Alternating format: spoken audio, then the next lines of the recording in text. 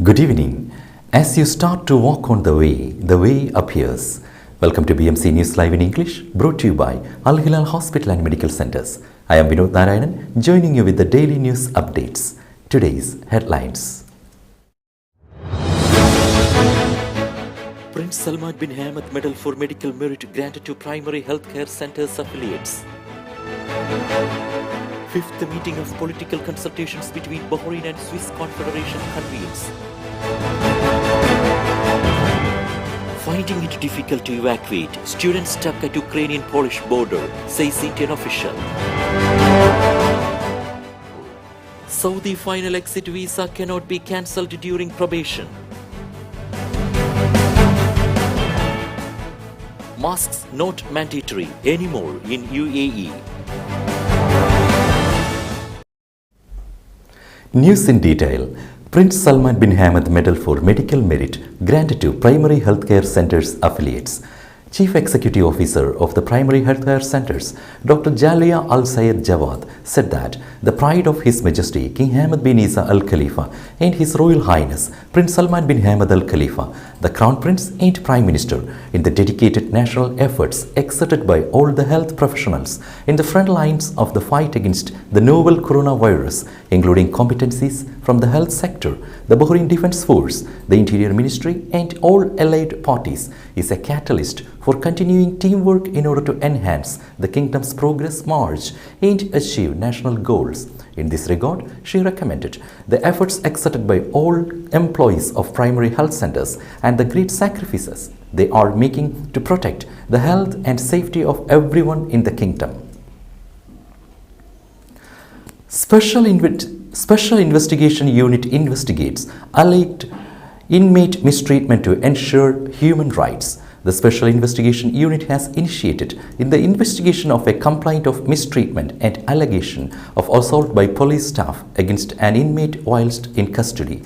The alleged incident took place following a refusal to adhere to the classification of inmates detained at prison facilities. The Special Investigation Unit is aware of the allegation being made on social media channels. A member of the Special Investigation Unit has been sent to the facility to take a statement of complaint from the inmate in question. The unit has also tasked a forensic doctor to examine the inmate and submit a medical report.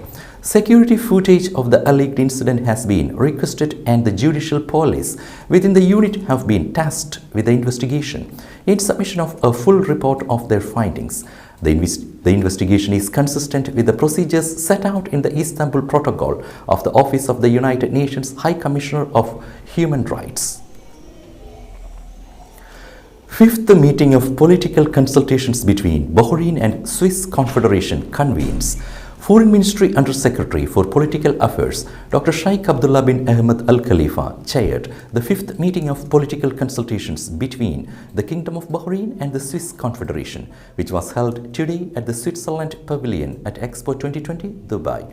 The Swiss side was chaired by the head of Middle East and North Africa Division, Maya Tisafi. Dr. Sheikh Abdullah praised the distinguished relations between the Kingdom of Bahrain and the Swiss Confederation and their development at all levels, stressing the importance of activating the agreement signed between the two countries and implementing the outcomes of the previous rounds of consultations to meet common aspirations.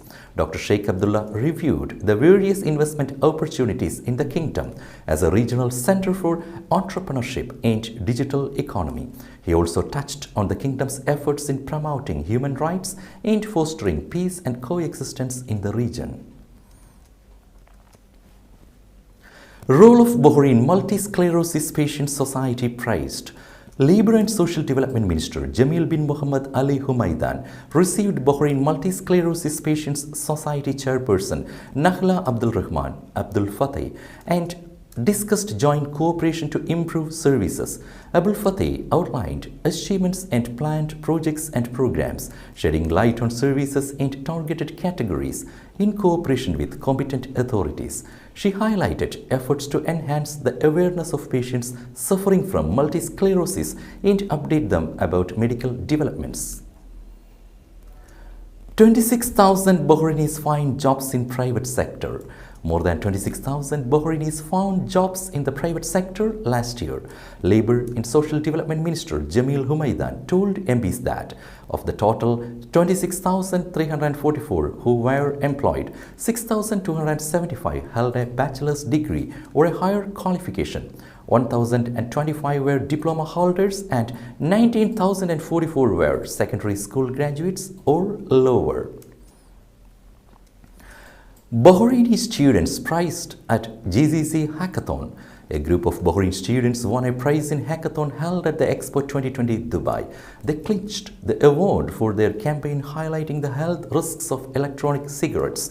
The three-day hackathon competition was held at the pavilion of the GCC General Secretariat as part of the Expo 2020 Dubai initiatives. The competition featured three categories: mental and social health of elderly people, the risks of electronic cigarettes, and the danger of drugs. The Saudi students won the award of Best Content, while prize of Most Creative Content went to the Qatari team.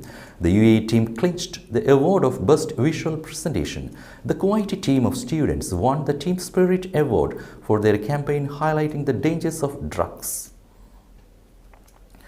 Truck caught dumping oil into water channel.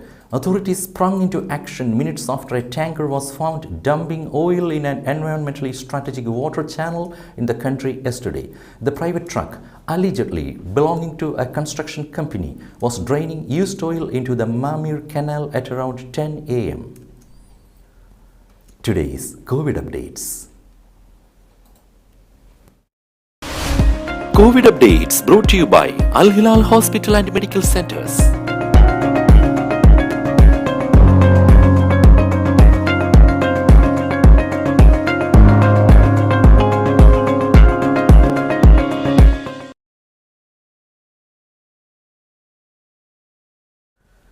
Finding it difficult to evacuate students stuck in Ukraine-Polish border, says Indian official. India is finding it difficult to safely evacuate many students stuck at the Ukraine-Polish border, said a government official in Poland on Saturday. The Ukrainian guards are not helping Indian students to cross over as the situation at the border continues to worsen due to ongoing military operations. A 5-kilometer-long queue has formed near the border as many Ukrainians and foreigners are moving towards Poland to seek safe shelter. A majority of students who are stuck at the border are from colleges in Lviv city. The Indian students at the border have been at the border for 10 hours. From the Ukrainian side, the guards are not letting anyone in. They were letting women and kids, but now the situation is getting a bit violent. The people are getting frustrated, especially the Ukrainians are pushing whoever is in the line to get in front, an Indian official in Poland said. The official added that there is nothing more they can do at this moment but wait amid the ongoing Ukraine-Russia crisis. The Indian embassy in Kiev has advised Indian citizens against moving to any of the border checkpoints without prior coordination with government officials at border posts. Now we will be back after a very short break.